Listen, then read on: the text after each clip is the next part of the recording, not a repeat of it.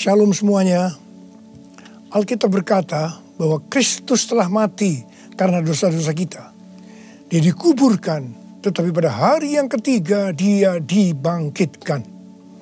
Setelah itu selama 40 hari Tuhan Yesus menampakkan diri kepada lebih dari 500 murid-muridnya untuk membuktikan bahwa dia hidup. Dan dengan disaksikan oleh murid-muridnya, Tuhan Yesus terangkat ke sorga. Pesan terakhir Tuhan Yesus kepada murid-muridnya seperti yang tertulis dalam Kisah Para Rasul 1 ayat 8. Tetapi kamu akan menerima kuasa kalau Roh Kudus turun ke atas kamu, dan kamu akan menjadi saksiku di Yerusalem dan di seluruh Yudea dan Samaria dan sampai ke ujung bumi. Kalau saudara adalah murid Tuhan Yesus, berarti pesan ini juga buat saudara dan saya. Setelah Tuhan Yesus terangkat ke sorga, 120 murid-murid berkumpul di kamar loteng di Yerusalem. Mereka melakukan ini karena Tuhan Yesus memerintahkan agar mereka jangan pergi dari kota Yerusalem sebelum diperlengkapi dengan kuasa dari tempat tinggi. Apa yang mereka lakukan? Mereka semua bertekun dengan sehati dalam doa bersama-sama. Artinya mereka berdoa, memuji dan menyembah Tuhan dalam unity siang dan malam. Ini adalah prinsip restorasi Pondok Daud.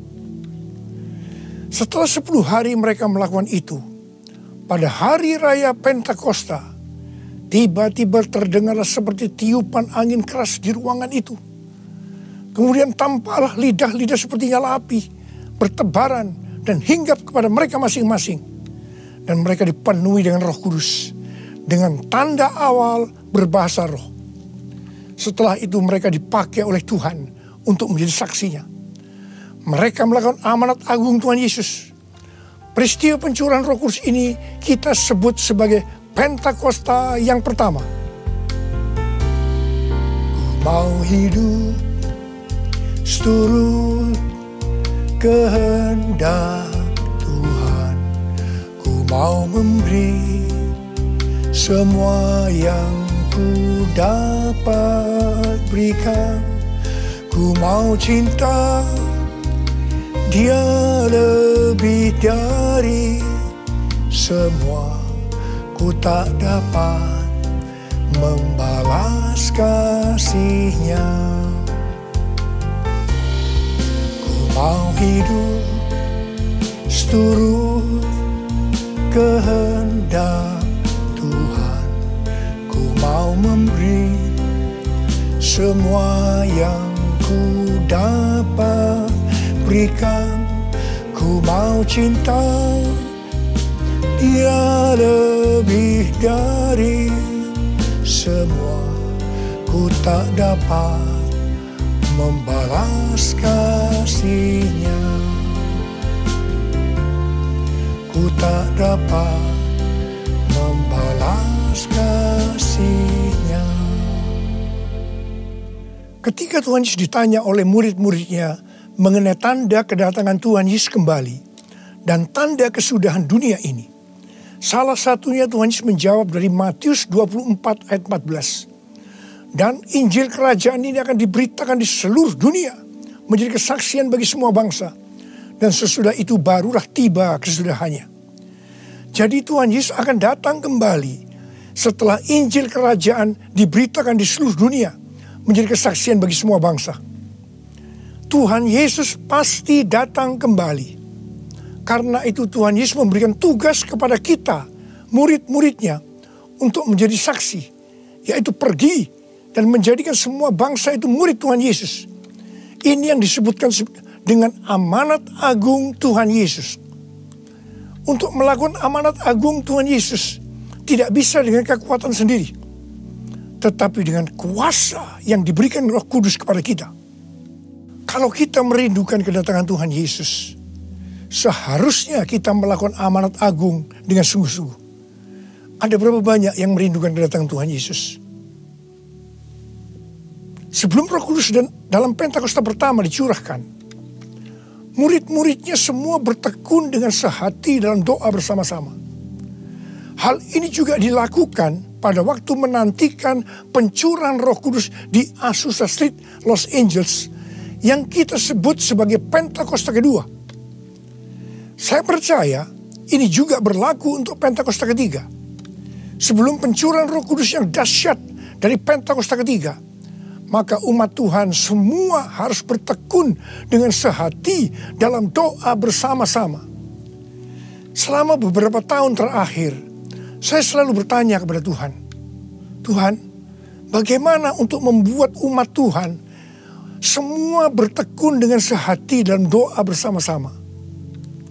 Tetapi yang luar biasa, hari-hari ini kita melihat bahwa dengan adanya pandemi COVID-19, Tuhan memaksa kita, umat Tuhan, agar kita semua bertekun dengan sehati dalam doa bersama-sama. Bagi saya, ini adalah tanda bahwa pencurahan Roh Kudus Pentakosta ketiga akan segera terjadi. Hal ini juga dinubuatkan oleh nabi-nabinya, seperti Cindy Jacob, Chuck Pierce, James Goll. Cindy Jacob bahkan bernubuat untuk gereja kita, bahwa akan makin banyak gereja-gereja yang akan ditanam, dan akan banyak muncul murid-murid Tuhan Yesus. Kemuliaan Tuhan akan turun di gereja-gereja ini. Dan bahkan mereka, yaitu saudara akan diutus sampai ke ujung-ujung bumi. Sedangkan James Goll melihat bahwa orang-orang di Indonesia sedang catching the fire. Pada saat murid-murid Tuhan Yesus dipenuhi Roh Kudus, tanda awalnya adalah mereka berbahasa roh. Saya rindu agar saudara semua dibaptis Roh Kudus dengan tanda awal berbahasa roh, karena banyak manfaatnya. 1 Korintus 14 ayat 2 berkata, siapa yang berkata-kata dengan bahasa roh tidak berkata-kata kepada manusia, tetapi kepada Allah. Sebab tidak ada seorang pun yang mengerti bahasanya. Oleh roh ia mengucapkan hal-hal yang rahasia. Karena itu pada waktu kita berkata-kata dalam bahasa roh, kita merasakan hadirat Tuhan. Ada sukacita yang akan memenuhi kita. Seperti yang dikatakan dalam Mazmur 16 ayat 11. Di hadapanmu ada sukacita berlimpah-limpah. Di tengah-tengah pandemi ini, kita perlu mengalami sukacita yang berlimpah-limpah untuk melawan ketakutan, kekhawatiran, kepanikan. 1 Korintus 14 ayat 4 berkata, siapa yang berkata-kata dengan bahasa roh, ia membangun dirinya sendiri. Artinya, manusia roh kita yang akan dibangun. 1 Korintus 14 ayat 14 dan 15 berkata, jika aku berdoa dengan bahasa roh, maka rohkulah yang berdoa, tetapi akal budiku tidak turut berdoa. Jadi, apakah yang harus kubuat? Aku akan berdoa dengan rohku, tetapi aku akan berdoa juga dengan akal budiku. Aku akan menyanyi dan memuji dengan rohku, tetapi aku akan bernyanyi dan memuji juga dengan akal budiku. Manusia itu terdiri dari roh, jiwa, dan tubuh. Semuanya itu harus bisa memuji Tuhan. Kita memuji Tuhan dengan tubuh kita, dengan cara bertepuk tangan, mengangkat tangan, melompat, menari, dan lain-lain. Dan kita memuji Tuhan dengan akal budi kita, jiwa kita, kalau kita menggunakan bahasa yang kita mengerti. Contoh bahasa Indonesia, bahasa Inggris, Mandarin, dan lain-lain.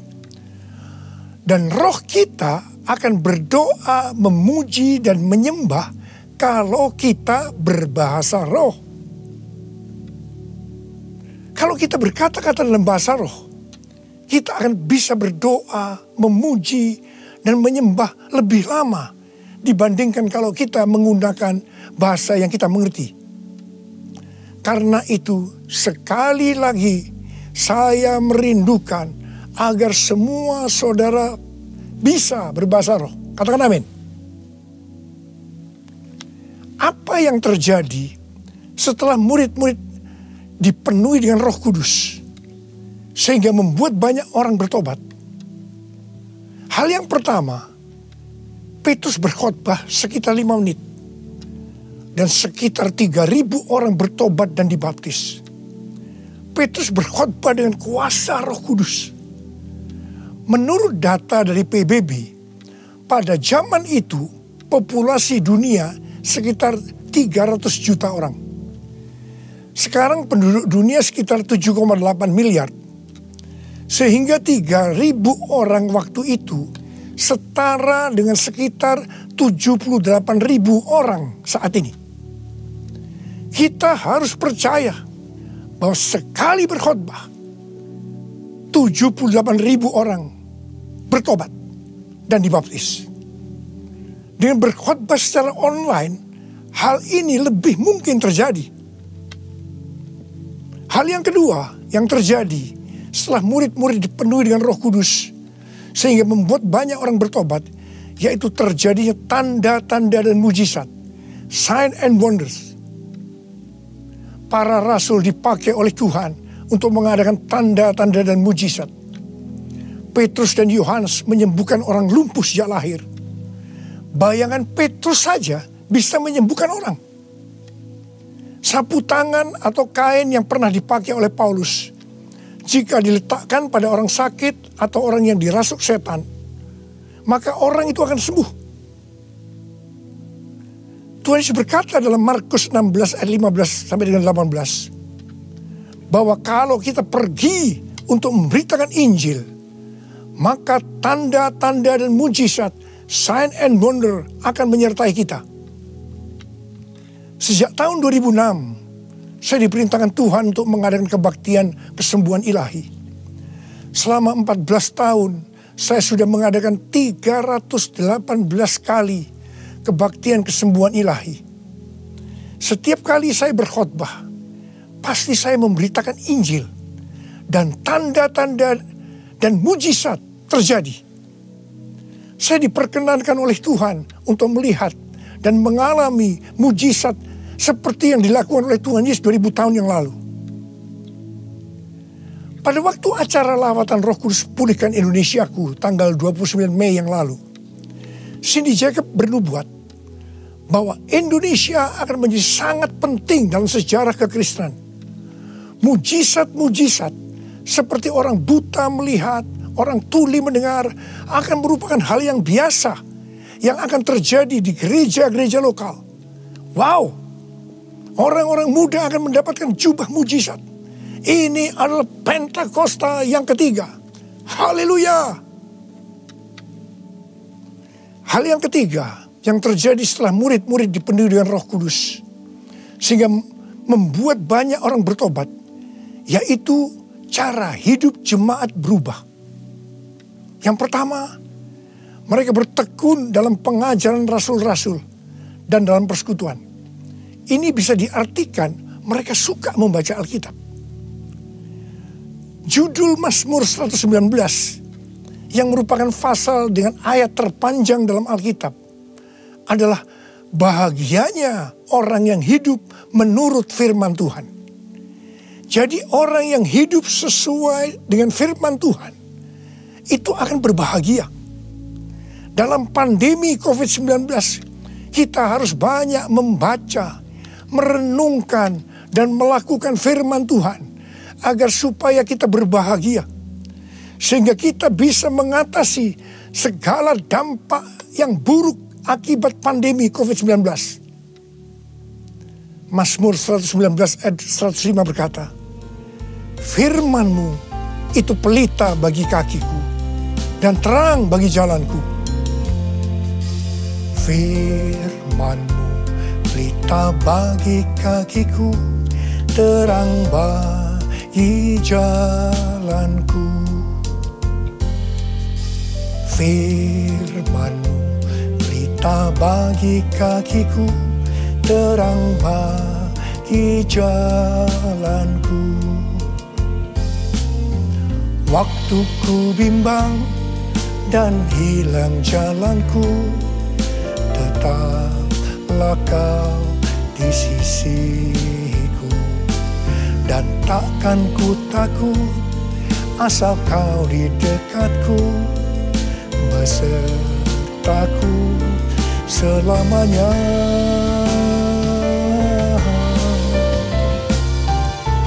Firman berita bagi kakiku, terang bagi jalanku, terang bagi jalanku, terang bagi jalanku.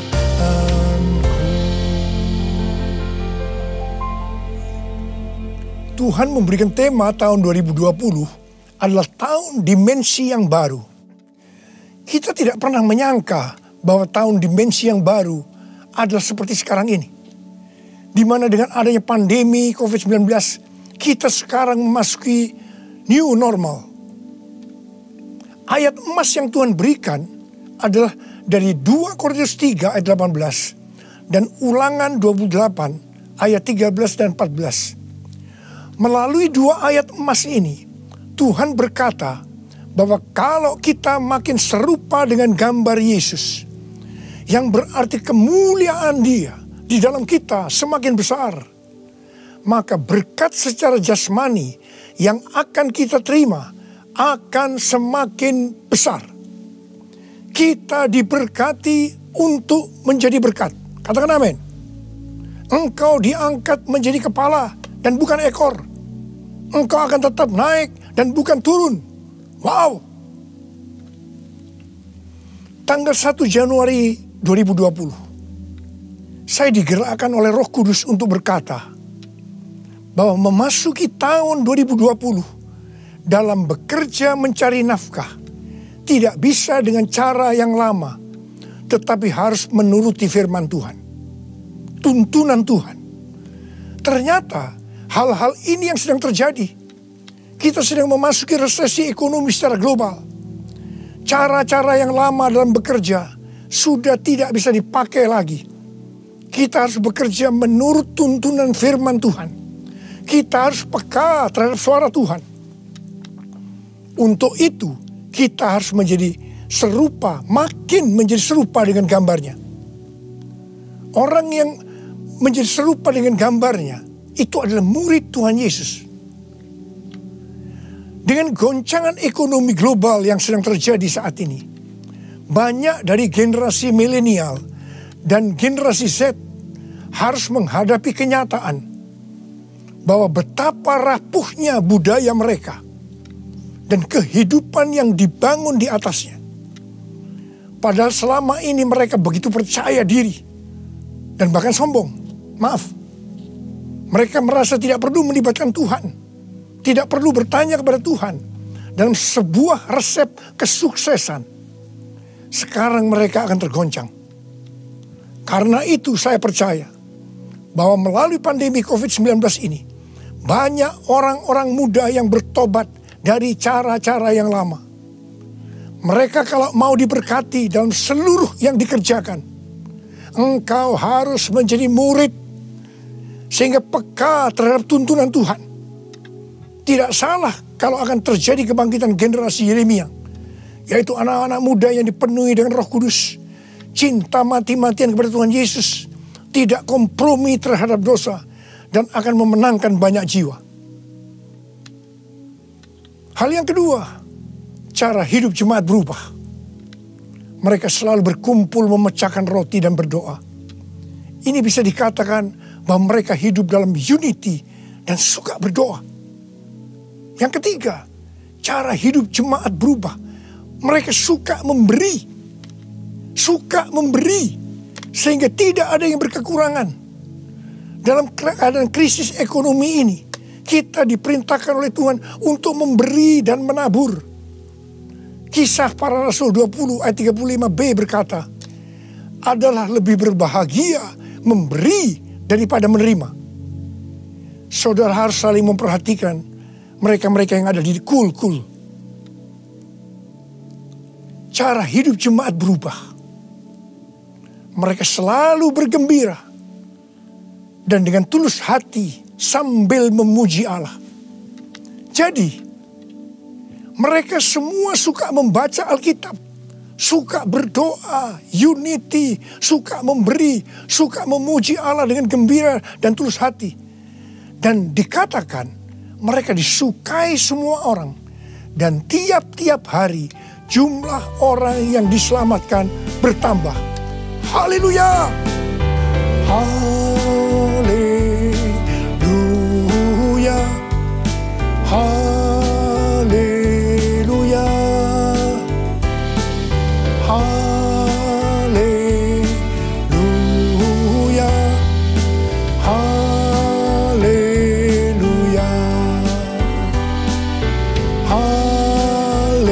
Haleluya!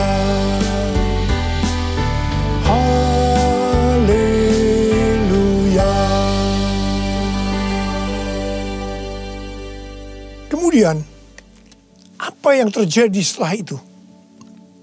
Goncangan terjadi. Aniaya yang hebat terjadi kepada orang-orang percaya di Yerusalem. Selain rasul-rasul, mereka semua harus lari ke seluruh daerah Yudea dan Samaria. Dan pada akhirnya ke ujung bumi. Mereka selama ini berada di zona nyaman di Yerusalem. Mereka biasa berkumpul dalam unity, membaca Alkitab, berdoa, dan memuji bersama-sama dengan sukacita. Suka memberi, sehingga tidak ada yang berkekurangan. Mereka berpikir menjadi orang Kristen hanya seperti itu. Mereka lupa bahwa mereka harus pergi menginjil. Caranya bagaimana? Aniaya diizinkan oleh Tuhan. Saya percaya melalui goncangan pandemi COVID-19 ini, kita umat Tuhan yang selama ini ada di zona nyaman juga akan dipaksa untuk melakukan amanat agung Tuhan Yesus, yaitu pergi menjadikan semua bangsa murid Tuhan Yesus. Katakan amin. Selain goncangan, juga terjadi perubahan paradigma dalam pelayanan. Selama ini murid-murid Tuhan Yesus mempunyai pengertian bahwa yang memperoleh keselamatan hanya orang-orang Yahudi saja. Tetapi dengan adanya pertobatan dari Cornelius yang bukan orang Yahudi, dan Roh Kudus turun ke atas mereka dan mereka berbahasa roh. Dengan perdebatan yang cukup panjang, akhirnya lewat kesaksian Petrus, para rasul dan seluruh orang percaya di Yudea dapat menerima bahwa keselamatan bukan hanya untuk orang Yahudi saja, tetapi untuk semua bangsa, termasuk bangsa Indonesia. Katakan amin. Dengan adanya pandemi COVID-19, kita juga mengalami perubahan paradigma dalam pelayanan kita. Yang tadinya kita beribadah di gedung gereja, kita berkumpul bersama-sama, bisa berjabatan tangan, saling berpelukan, menyatakan kasih kita, melakukan penumpangan tangan. Sekarang berubah total menjadi ibadah online. Bahkan ada yang tidak bisa melakukan online, sehingga tidak bisa beribadah.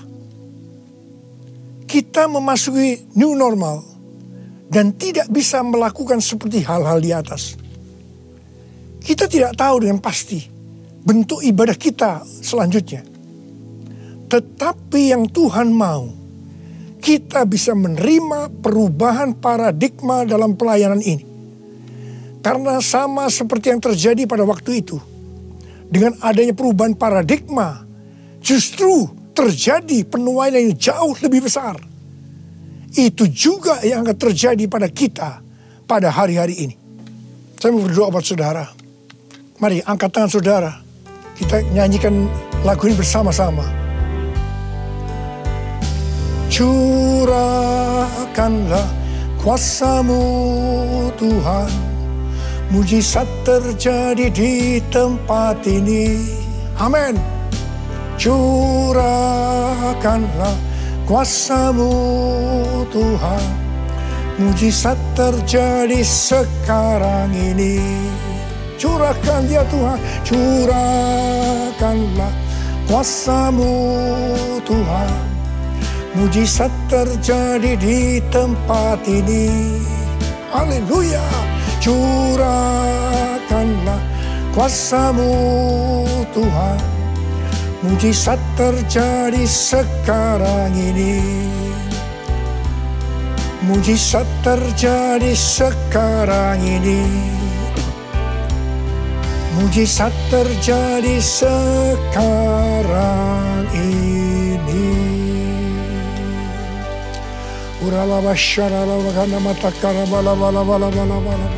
Mari kita berbahasa roh. Kita berbahasa roh saat ini. Oh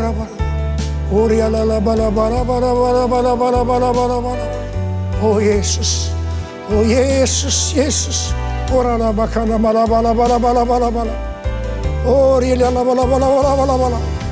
Mujizat terjadi di tempat ini sekarang ini. Jamah anak-anak-Mu ya Tuhan. Mereka yang sakit disembuhkan oleh Tuhan. Yang terdampak oleh krisis ekonomi dipulihkan oleh Tuhan. Terima berkat Tuhan. Mujizat terjadi dalam hidupmu saat ini. Sembuh dalam nama Yesus. Sembuh dalam nama Yesus. Engkau akan dicukupkan, malah berkelimpahan di dalam segala hal. Terima. Tuhan, curahkan kuasa-Mu. Pakai anak-anak-Mu semua nih Tuhan. Menjadi saksi-Mu. Melakukan amanat agung Tuhan Yesus.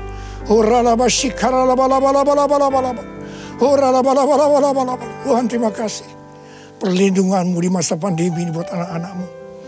Engkau mengasihi anak-anak-Mu semua. Kamu berdoa buat mereka. Kamu berdoa buat mereka. Kamu berdoa.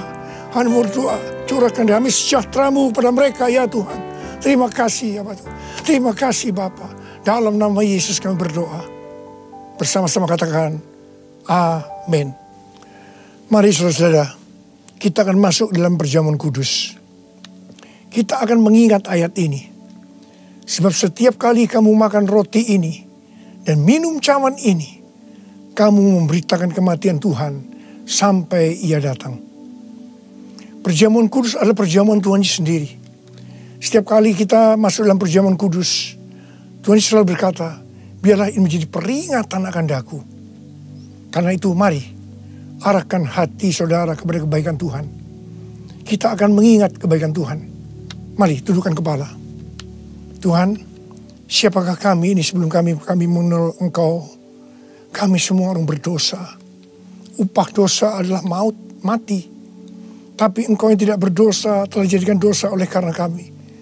Engkau harus turun dari surga mulia, mati kami dengan penderitaan yang luar biasa.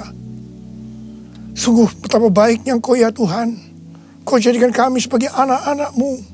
Engkau tuntun, Engkau bela, Engkau lindungi. Engkau tegur kalau kami salah. Engkau sembuhkan kami. Tuhan, itu Engkau ya Abah. Itu Engkau. Saudara, Tuhan akan memberkati saudara melalui perjamuan kudus. Tapi Tuhan mau kita makan dan minum dengan cara yang benar. Oleh karena itu sekarang masing-masing berdoa. Introspeksi. Lihat keadaan dirimu masing-masing. Jangan menyimpan dosa. Kalau saat ini Tuhan ingatkan ada dosa yang harus diselesaikan, langsung minta ampun. Katakan ampuni saya Tuhan. Ampuni saya Tuhan. Tuhan ampuni anak-anak-Mu Tuhan. Ampuni anak-anak-Mu ya Tuhan. Layakkan kami untuk masuk dalam perjamuan kudus hari ini. Betapa baiknya Engkau ya Tuhan di tengah-tengah pandemi ini. Engkau terus menyertai kami anak-anak-Mu. Terima kasih Bapa. Kami akan masuk dalam perjamuan kudus dengan hati yang penuh ucapan syukur. Dalam nama Yesus. Amin. Sekarang mari angkat roti di tangan kanan saudara tinggi-tinggi. Sebab apa yang telah kuteruskan kepadamu telah aku terima dari Tuhan. Yaitu bahwa Tuhan Yesus pada malam waktu Ia diserahkan mengambil roti. Dan sesudah itu Ia mengucap syukur atasnya. Dia memecah-mecahkannya dan berkata, inilah tubuhku yang diserahkan bagi kamu. Perbuatlah ini menjadi peringatan akan aku. Saudara yang kasih Tuhan, bukankah roti yang kita pecah-pecahkan ini adalah persekutuan kita dengan tubuh Kristus? Mari kita makan dalam nama Yesus.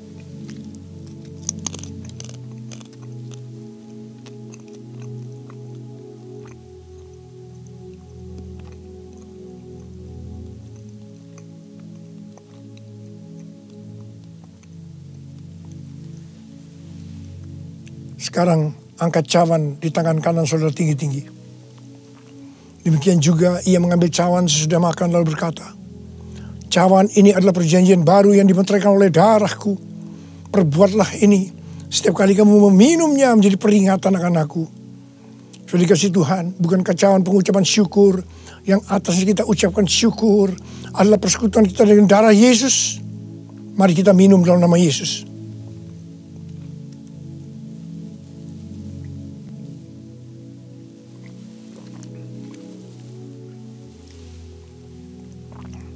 Mari, angkat tangan saudara, ucapan syukur dengan suara, jangan diam. Tuhan, kami terima kasih ya Tuhan. Kami bersyukur ya Tuhan, terima kasih. Terima kasih ya Tuhan. Kami bersyukur buat kebaikan Tuhan. Kami bersyukur buat kebaikan Tuhan. Oh, terima kasih. Terima kasih Yesusku. Terima kasih Yesusku. Puji syukur hanya bagi Tuhanku. Terima kasih Yesusku. Terima kasih Yesusku. Puji syukur hanya bagi Tuhanku. Puji syukur hanya bagi Tuhanku. Puji syukur hanya bagi Tuhanku.